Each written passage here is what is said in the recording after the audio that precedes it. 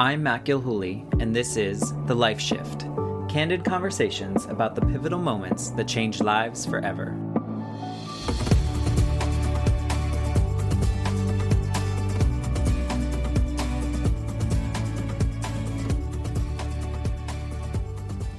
My friend, I am here with Adrienne. She's a good friend of mine, but we have a interesting backstory, don't we, my friend? Oh, we sure do. So let's see, 2003. Yeah, that'd be about right. 2003, we took a creative writing class together, and that's all I remember. I don't remember any moment from there besides that. Right. No, we sat next to each other in the back of the classroom on occasion. And then I think that we did some like study groups or group work at your house on one or two occasions. We did? Wow. Well, that was so long ago that I can barely remember. Right. But at some point, we became friends on social media. Correct. Right? And I was following all the fancy vegan food snacks that you were creating and posting about. And that was it. Like, we didn't really communicate too much. It was kind of back and forth here and there. And then 2018. Yeah. 2018, the beginning of 2018, I had just quit a toxic job that was not something that was good for my soul. And I had time to travel. And so I put out just a message on Facebook saying, hey, anyone want to go for like a 10-day adventure or 2-week adventure or whatever it may be? And then it was like crickets. And then you responded, which we had never hung out. Yep. I said, hey, Thailand sounds like a really cool trip. I've always wanted to go, and I have some vacation time and some savings to do it. So let's meet up and plan to do this thing. On the other side of the world. Right. Yeah. And like, we had never hung out for more. I think we met up for some food and we kind of planned it out. But I mean, one of the most memorable and best vacations I've ever been on. For sure. It was one of my favorites too. Yeah, we went for 10 days. We went to Bangkok. We went to Chiang Mai. We went to Phuket. We hung out with the elephants. Yeah. And people awkwardly asked us if we were married. That's right. We got awkward massage things every so often. There was lots of interesting time, and I'm sure people can imagine if they've ever been to Thailand, some of the awkwardness. But we also had a really great time, and we kind of forged a great friendship that has continued since then. But I wanted to have you on the show because you have a particular moment or moments that have really shifted your life, and in this case, significantly better than before. And so I wanted you to share those moments. But before you tell us like that pivotal part, I think you can just maybe introduce kind of like what you do and where you were before, like mentally, physically. Absolutely. I have for a long time worked in the technology industry. You know, I've worked as a software engineer. I've done also on like the customer side, I've done account management, and I do product management now. So I handle a lot of like business requirements for software projects.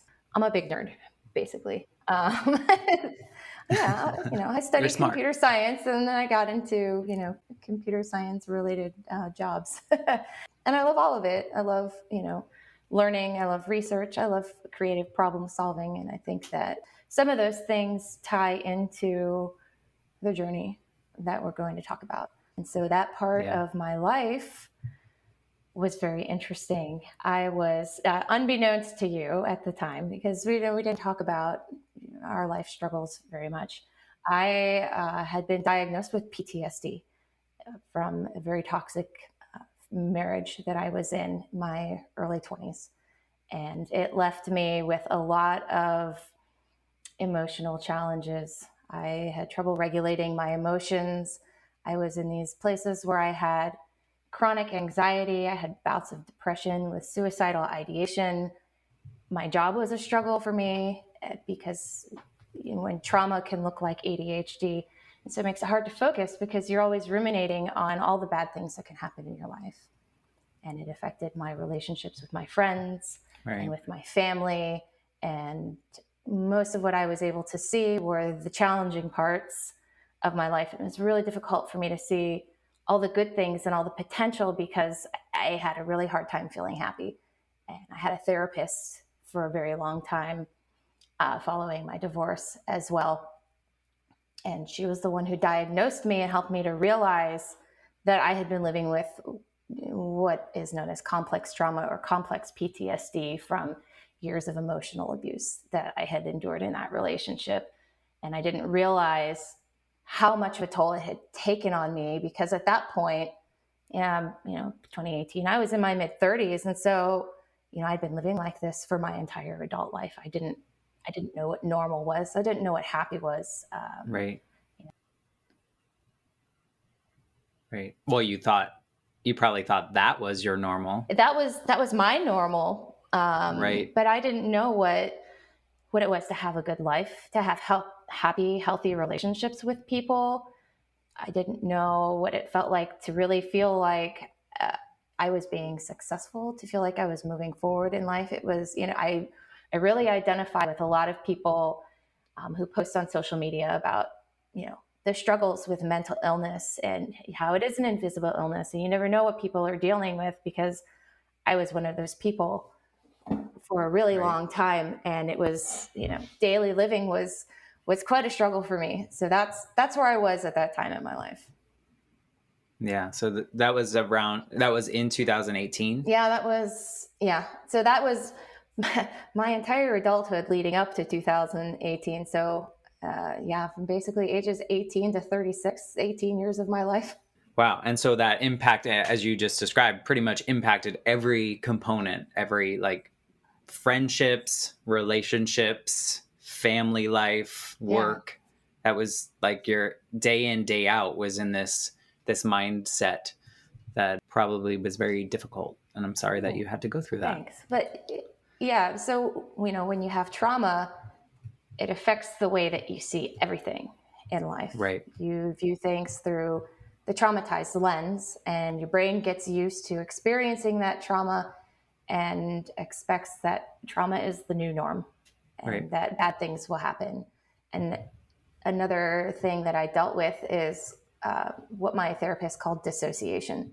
And dissociation is when you're exposed to things that are difficult, the mind will block them or tune them out. And that's the way of dealing with things. Instead of feeling them, you tune out. And as a result, you may have trouble recording and holding on to memories. And so I have a lot of missing pieces of my life from that time.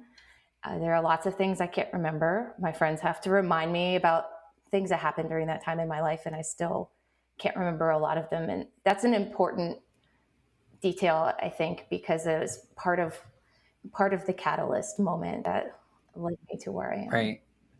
So that dissociation is almost like your brain or body is protecting or trying to protect you from additional trauma. Yeah, that's exactly right. So we have different ways of dealing with trauma and stress. You might have heard of fight or flight, but there's a third one called freeze or play dead, right? And that's the notion of tuning out.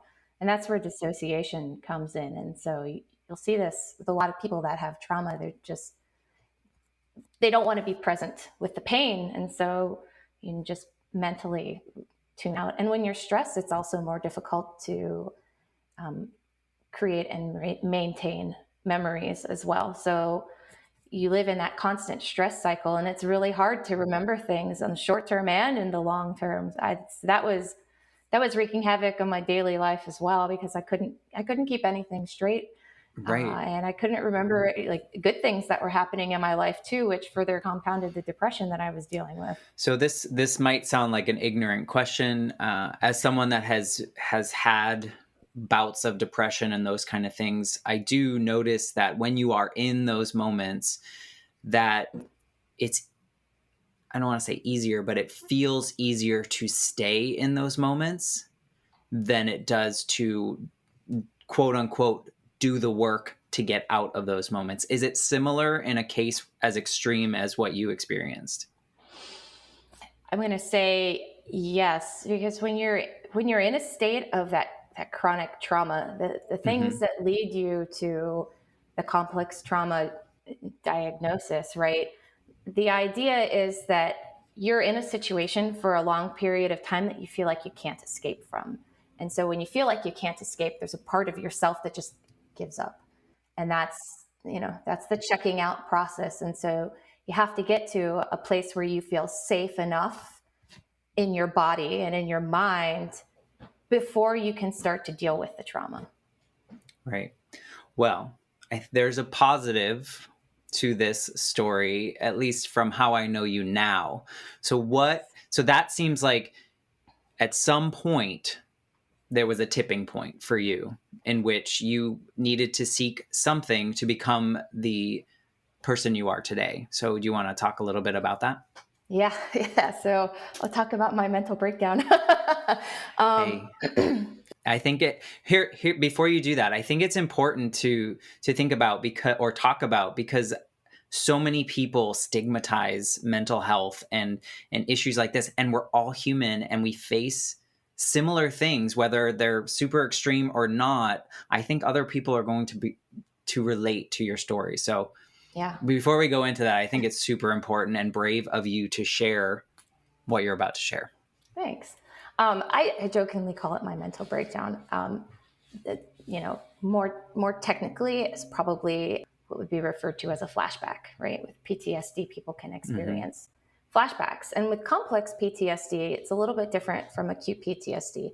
Acute PTSD is caused by like one specific bad thing that happened, like maybe if you were involved in like a hostage situation, or you saw somebody murdered, as an example. Complex trauma happens over long periods of time. And so the flashbacks aren't always necessarily a single instance. There can be emotional flashbacks, right? About the intense things that you felt. And so these waves of intense emotion that you feel like you can't escape from can creep up on you. And I had one of these such incidents.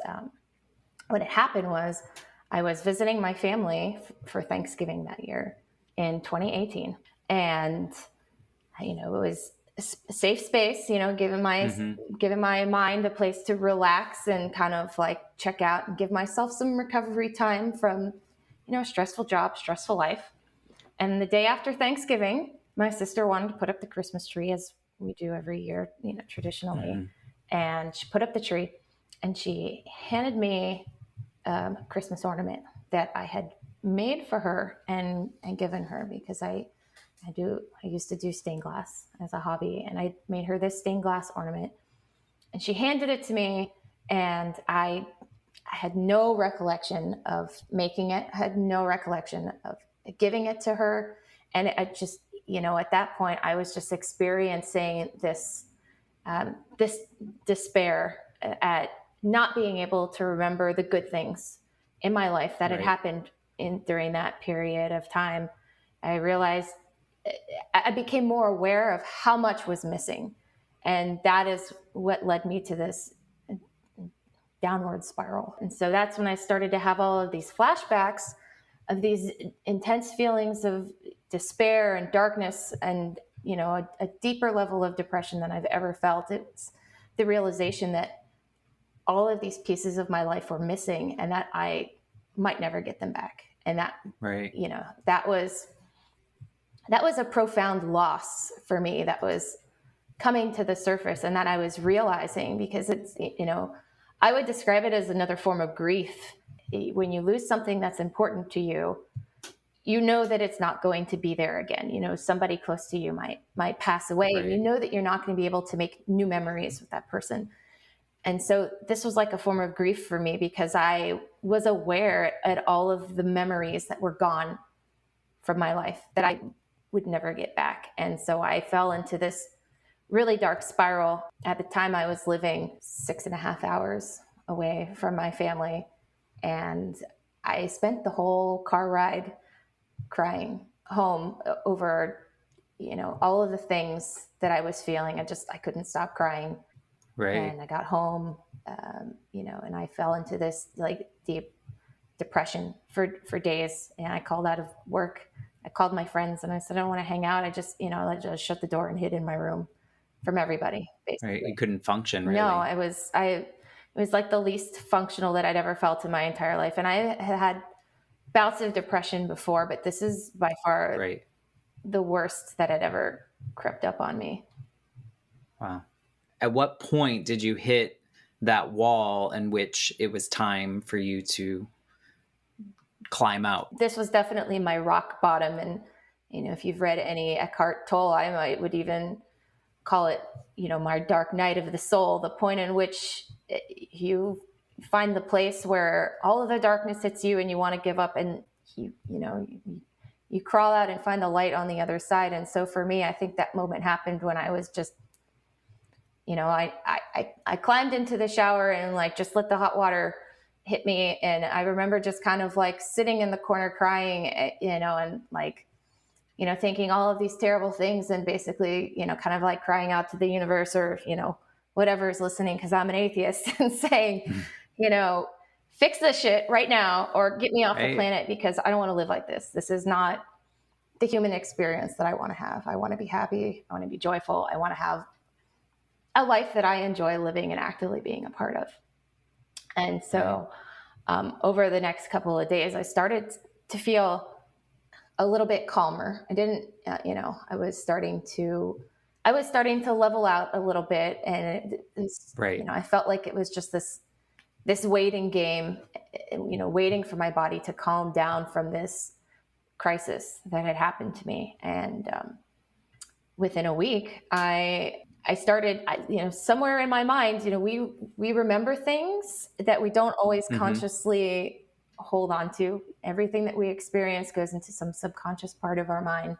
Right. And within a week, I started to have this strong desire to seek out psilocybin bearing mushrooms. Some people might call them magic mushrooms.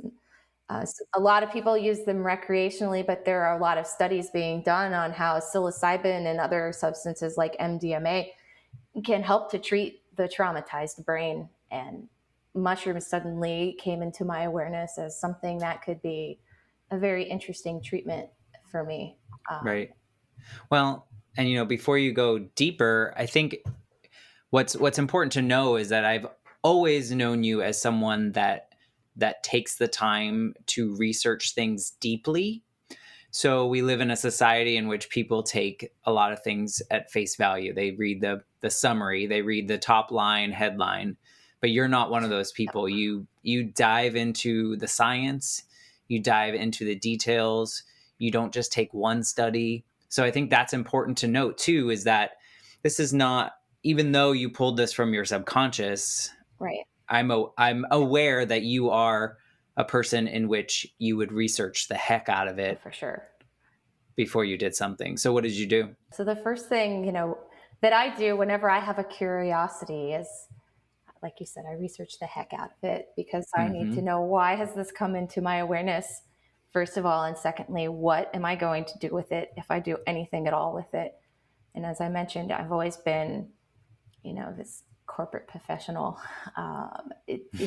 pretty straight-laced, clean diet, hippie kind of person, like I barely drink coffee. I don't like to take painkillers. I try to eat a lot. But you like mangoes. I do, yeah. As we learned on our trip to Thailand, I love mangoes, or organic food, and I don't generally enjoy being in altered states. Even in the past few years, I've completely quit drinking alcohol. So this was kind of a radical idea that had come into my awareness that I was considering. Right.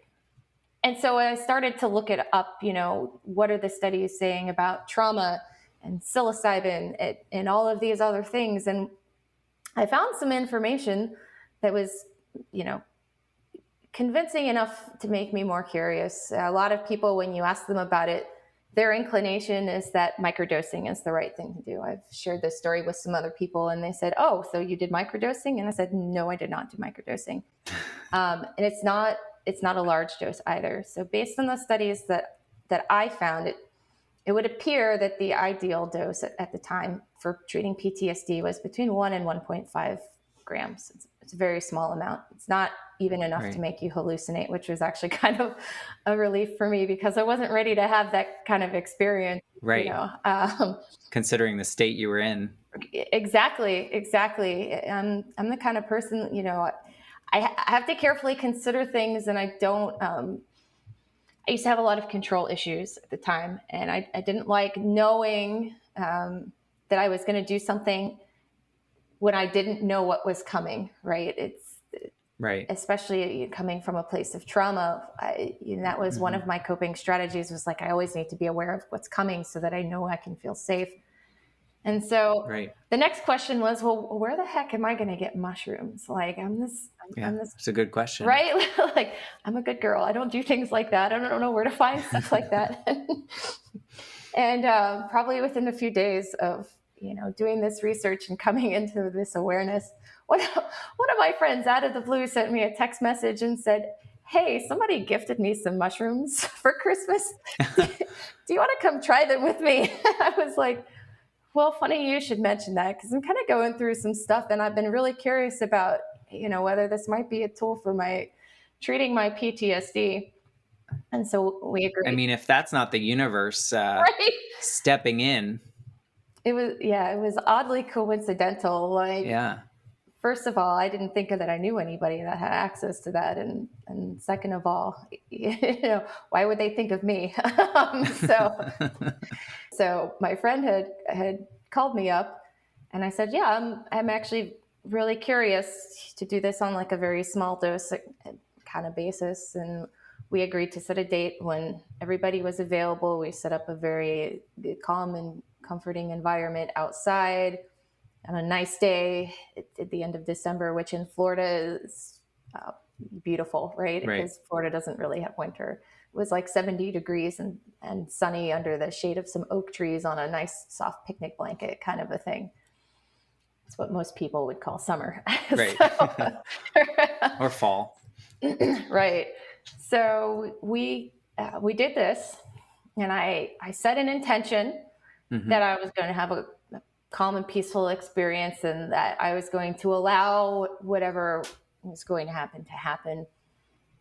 And I tried to remain calm as I could start to feel it affecting me. And you know, which is probably hard to do. And so I started a very small amount. I didn't even start with the amount in the studies. I started with like 0.5 gram, which anybody who's familiar with mushrooms would probably laugh at. They'll be like, that's not going to do anything. But I could feel it because I'm very in tune with my body, and I can feel these subtleties, which is why I shy away from a lot of this stuff. And I started to notice over the next couple of days that my baseline level of operation, my moods were a little bit calmer. And that was noticeably different for me, to not constantly feel the agitation inside. And so I let him know, and he said, well, I have some more if you want to come back. So I went back and did it a second time. And this time I kind of worked my way up to 1 gram. Right. And then I started to see some noticeable differences. And after that, you know, I didn't want to invite myself over and, you know, take advantage and be like, okay, can I have some more of your mushrooms, please? Because they were right. So then the next step was, well, where am I going to find more of these mushrooms? Yeah. Where do I get my own? Right. How do I get my own? I kid you not. Within a week, another friend approached me and said, we were gifted some mushrooms from a friend, but we don't do them. Do you want them? I think that some people have this, you know, idea that because I'm kind of a hippie, you know, I've taken herbalism classes. I make a lot of my own, you know, legal medicinal components, that, you know, this might be something of interest. And I said, yeah, as a matter of fact. And I kind of relayed the story. And I said, I am kind of curious and I would be happy to take them. And so I was gifted 7 grams, which, you know, in this very small protocol goes a long way. Right. And so over the next 5 or 6 months, I did, you know, 1 to 1.5 grams every 3 to 4 weeks, whenever I had like a free weekend. And I wanted to give myself time to really reflect on how I was feeling and not rush the process. And, you know, the end of the story is that after that period of time, I felt I felt like I had a new brain. It was noticeably different. I felt like I was able to process things without having that underlying filter of what's going to go wrong in my life, or constantly feeling that my body was agitated. And so then one of the things that I immediately noticed is that therapy started to be more beneficial for me. Up until that point, I had really struggled with therapy. And I think a lot of people with trauma or any kind of mental illness or mood disorders can relate with this. It's when you constantly feel like you're not feeling better and that your emotions aren't changing, no matter how much you talk about this stuff, it feels like an uphill battle. It feels like you can't ever win, and you want to quit. And I didn't, that wasn't working for me. And so I started to notice that now when I went back and talked to, therapists, life coach, whatever, about this stuff, that suddenly I felt like the things that we were talking about were more meaningful, and that it was easier for me to let go because my body was reacting better to having the conversations and being able to talk about my trauma without everything, spilling over and being overwhelmed. Yeah. And so it's been like 2 years since you, or two and a half. So I don't know what year we're in these days. Right. It's been almost 3 years. 2 years. 2 and a half. And do you feel, compared to that quote unquote meltdown time period, how do you feel now, 2022, comparatively? I feel like I'm winning at life. It's I feel like a completely different person. I don't even recognize the person that I used to be. And so what happened after that is I started aggressively working on self-development because I suddenly had new motivation. I felt like all of that stuff would work for me. You had hope. I had hope. That's exactly right. I suddenly felt like I had hope that I could, survive my own reality, and that I could heal myself, and that I could, form these new neural networks with kinder experiences in my life. And so I made a lot of life-changing decisions at that time. 2018 was a year where I started to let go of things that weren't serving me. And 2019 was the year where, for the first half of the year, I was treating myself with small doses of psilocybin because I was desperate to find, a treatment for my PTSD. And so after that, I started devouring all of these self-development books. I started looking into all of these, healthy, holistic practices. I got certified as a yoga teacher because yoga was very healing for me. It helped me to reconnect with my body, because they teach you, yoga isn't just about the movement. It's about connecting with your breath and connecting with your body and really being present through the movements. And so that practice, really helped to cultivate a lot of what I was missing, because I had checked out of my own body so often that I wasn't really aware of what it was like, to just be present with myself. Right. And I feel like for a while there, you were very focused on, and this might've been before, you were focused on heavy lifting. You were doing a lot of that. And that was probably related to the PTSD and the aggression that you could exert. Do you think? Well, yes and no. Yes, mostly. So for me, the exercise habit started back in 2015, partially because I was in my mid-30s and I felt like I was much, much older and everything in my body hurt. And I thought I shouldn't be living like this. But once I started doing it, I realized that all of that movement on a regular basis really helped with my stress levels. And because I was constantly stressed, constantly anxious. And so I started to exercise a lot. I started to exercise hard and very frequently, because that was a form of therapy. It was a form of self-medication for me. I think a lot of people can relate to that too. And I think what's interesting is that since then, and since this kind of self-treatment that you went through, you've kind of morphed more towards that connection with your body through the yoga and those breathing practices, and less of maybe some kettlebells here and there, but less of throwing around, your 250-pound deadlifts right. and things like I'll that. have you know, I never actually reached 250, but I really wanted to.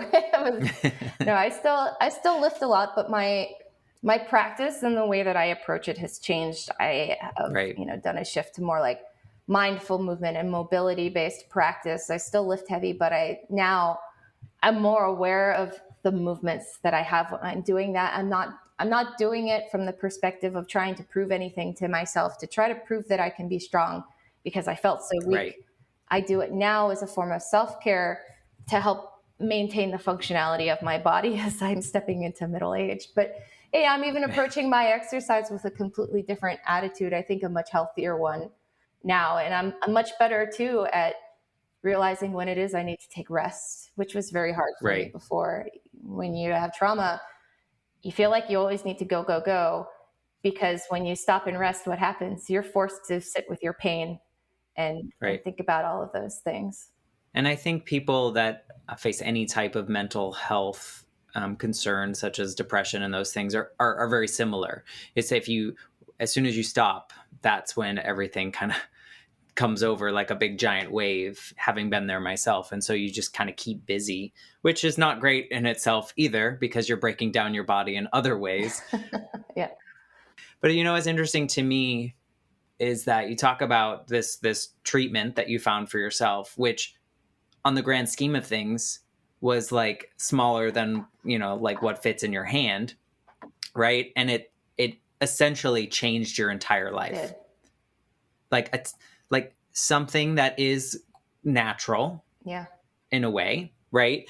Solved years and years, or not solved, but helped recover from years and years of trauma. And I will say, watching you through the last couple years of the pandemic, I often say that you are the winner of the pandemic because of, one, the self-development that you've done just as a person, and the things that you've taught yourself, and the things that you've let go of and grown from, and all those pieces. But also, like, just you took this opportunity, if we'll call the pandemic an opportunity for you, you took it as an opportunity to really change and shift your life into ways that made your heart happy. Yeah. Which I think is super inspiring, and something that you probably, that 2018 version of yourself, could never imagine. Oh, for sure. Where you are right now. And I just think that's amazing. Yeah, I 100% agree with that. If I was still living as, 2018 and before Adrienne, I would not have made the moves that I have, made figuratively and literally. I would not be doing the things that I'm doing. I wouldn't be approaching life with the mindset that I'm approaching it with. I was stuck in a lot of old patterns, and I've been more and more comfortable with leaning into my discomfort. And what has resulted of that is, with reconnecting to myself, I've learned to listen to my intuition about what's really good for me and what's really not good for me. I've learned to recognize my patterns. I've learned to recognize when I have fear and denial, when I have an old belief that's holding me back. I've learned to set better boundaries. That was huge for me. 2018 Adrienne had no boundaries, and stepping out of a string of bad relationships, I can clearly see where the problems were. And there was a long period of time where I worked very hard on boundaries, both for myself and for others, learning what's acceptable for me to say and do, and what's acceptable for other people to say and do in order to honor myself and my energy levels and my self-care needs. And, I think that when we have trauma, we become disconnected from ourselves, and it's really hard to just go with the flow, because if you don't trust yourself, you can't trust other people, and you can't trust the things that are happening to you, and you can't trust your environment. It's very hard to trust anything in your reality. And so I think that reestablishing that connection and that trust with myself has been an integral part of all the growth that I've experienced. I've become comfortable with my body. I started taking dance classes. I learned to find my authentic movement. I learned how to comfortably express myself. I learned how to feel safe telling people no. And I learned to trust the things that were happening to me would work out for the best. And I think the biggest thing that's happening right now in 2022 is that one of the trends that I have started is, this is my year of quit. So in the past, I would have only quit doing something once it set me to the point of being completely overwhelmed. That was traumatized, Adrienne. And now I'm to the point where I say, if this isn't serving me, this isn't bringing abundance into my life, then I don't want it. And as part of that, what's happened is that now the opportunities I'm getting are people asking me to do things that I've never done before. And because they believe that I can do it. And so in the past, I would have said, no, I'm too scared to do that. I can't do it. Right. Today, I say, you know what? I'm going to give it a try and see what happens. And it's so that's where I'm at now. And if you don't like it, you quit, and you're okay with quitting it. Yeah. And it's not for you. What you just said reminds me of two other conversations that I've had, which is so interesting, the through lines that I'm seeing through these stories. And one is I talked to my friend Kristen, and she talked about radical acceptance of oneself. And in order to move forward, you must accept yourself where you are at that moment, and that every experience that comes before made you to this moment, and every experience after will help you accept yourself at that point. So I thought that was interesting, because you basically just said that again, is just, kind of accepting who you are and what you can do and what you're willing to do and what you're willing to take from others or yourself. And the other piece, I just talked to another friend of mine, and we were talking about being comfortable being uncomfortable, right? And that those new experiences, even if they are uncomfortable at first, could change your life. They could push you in a direction that you never even considered, because your old version of yourself was like, I'm not going to do that because I might not be good at it, or it's too scary, or whatever excuse that we had for ourselves. And so that's what I heard from you. And it's an interesting through line. The more of these conversations that I have is that we all really face very similar things, some more extreme than others, some different solutions, whatever it may be. But as a human, there's communities within communities of people, and we can relate to each other. So I think your story is so powerful, knowing that you went an unconventional route to some people, right? And maybe this is the future for other people. And I think it's important to share. I really do think that there is a future for this type of treatment as well. There are a lot of substances, both natural and chemical, that are being explored for the treatment of trauma. I think you're aware of this too. I think that you've mentioned some other friends who have done some of these things, or we've shared articles about the science behind it.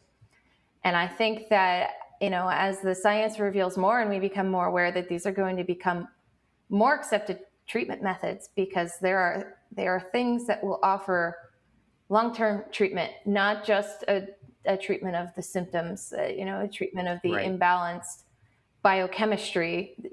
These are things that actually help the body to let go of the patterns that have been stored for trauma. There are some really good books written on the subject of, the body and trauma. One of my favorite books is The Body Keeps the Score by Vessel van der Kerk. It's a really good book. He's a medical doctor. He talks about, how our bodies react to all of the things that we experience. And it's completely true. Stress is one of the most damaging things that can happen to our body. And trauma is like experiencing that stress over and over and over again. And humans are not meant to live like that. We evolved biologically to deal with small pieces of stress, right? Being chased by a wild animal, for example.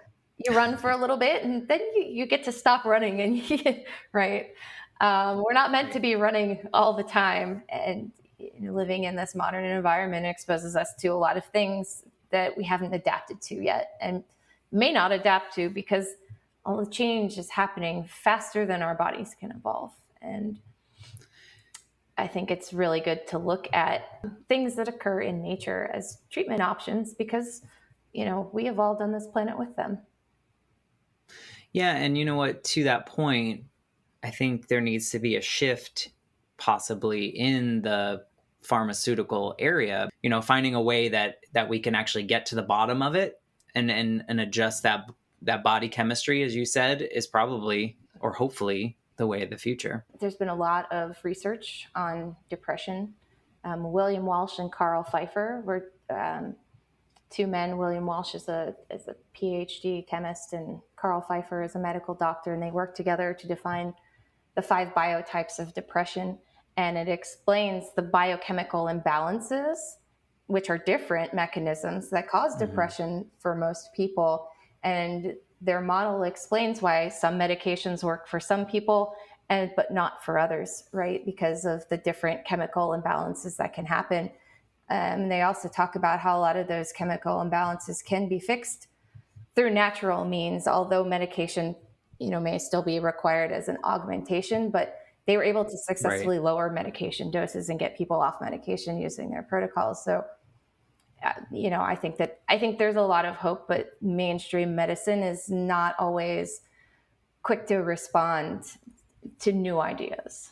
I would say that I want to know if you were to be able to talk to the Adrienne that had just got back from her parents' house after Thanksgiving and she was going to listen. Is there anything that you could say to yourself that would help? Or do you think you had to just go through that? Well, I think it was really important to go through it. One of the things that I struggled with back then was needing to know the outcome, needing to know what would happen because it was part of that control issue that I had. And so back then, I think that it would have been helpful for me to have been told, yes, this is going to work, right? Everybody wants to know what the answer is. Instead of having to go find it and do the work, right? We all want the shortcuts. And so I think back then I would have wanted the answer and said, why couldn't somebody have told me this earlier? This is definitely going to work. But being the older, wiser, different person that I am today, I would say it's better that I didn't have that, even though I would have wanted it, because it was a learning process for me, right? It was a process for me learning to listen to my intuition, to learn to trust the things that my body and my mind were telling me to explore and research the things that were potentially coming up and say, is this intuition? Is this what this looks like? Is this what this feels like? Can I trust it? And, going down this path, I think was an integral process for me in learning how to trust that my body knew how to heal itself. Yeah, and I think it probably taught you emotionally that you could trust yourself and that there was hope and you would help yourself get there. Yeah, absolutely. And I think, I've watched the things that you've done over the last couple of years, but now knowing the backstory and knowing this component, I'm blown away. I mean, I feel like I've always thought of you as someone that, like, if you had an ailment or you had something that was not working for you in that moment, you were going to research the heck out of it and find a way to a new normal baseline, whatever you want to call it. But now knowing this part of you, I'm so happy for you. Thanks. Because you've really curated a new life for yourself in which whatever you want, you will make happen. Yeah, it's totally true. And there have been some other, health issues. And like we talked about the biochemistry that needed to be sorted out as well. There was a reason that I was doing that research.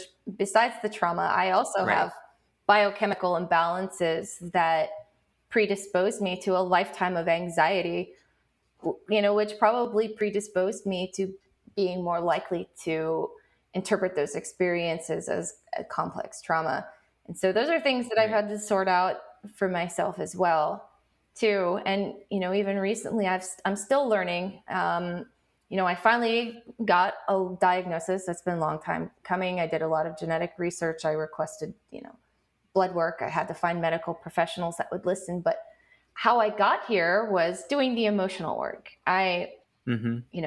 Once I got to the place post mushrooms where doing the work and learning to calm my body and connect with myself and learning to let the trauma surface and deal with it was possible.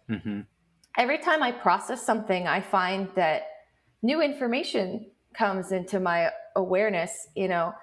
Somehow somebody tells me about something that is interesting and relevant, or as I'm reading, I find a new research study that I hadn't come across before, and I wonder, why didn't I see this before? And so all of these things just kind of float into my field of awareness as I continue to clear the emotional trauma and the old beliefs that were keeping me in those patterns. And that's, really how I believe that the body and the mind work together. When we work to better all of it, it all heals. Right. And you're there. I mean, you're obviously a work in progress, as we all are, but you're at a point in which you're open to continuing that development. And I hope people that listen to this, that your story resonates with them and that they do whatever research they need to do to become in tune with their body and their mind like you did. And whatever path that means for them, that is totally okay. And I think I admire you for sharing your story, and I appreciate you coming on here with me. Thanks. And I completely agree with you. I think the message here is that we all have our own path, and whatever it is, that's okay. All right, my friend, thank you for being on with me, and hopefully we'll talk soon. All right. Thanks for having me.